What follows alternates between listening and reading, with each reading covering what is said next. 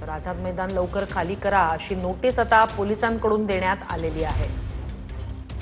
आणि उगाच आझाद मैदानातून हाकून देईल, मुंबईतून हाकून देईल या वर्गांना थांबवा आणि गोरगरिबाला न्याय कसा देता येईल हे काम करा।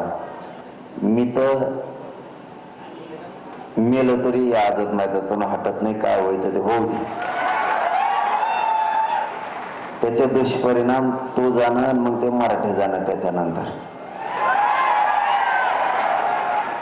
पण मी मागणीची अंमलबजावणी घेतल्याशिवाय हटायला तयार नाही। मराठी काय असते हे 350 वर्षानंतर पुन्हा एकदा बघायचं असलं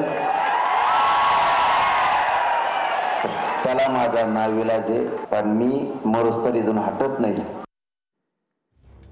तर मनोज जरांगे यांची ही प्रतिक्रिया, सकाळी त्यांनी संवाद साधला, मेलो तरी आझाद मैदान सोडणार नाही असं त्यांनी निर्धारच बोलून दाखवलेला आहे। इशारा सुद्धा सरकारला दिलेला आहे। दुसरीकडे आझाद मैदान लवकरच खाली करा अशी पोलिसांनी नोटीस दिली आहे।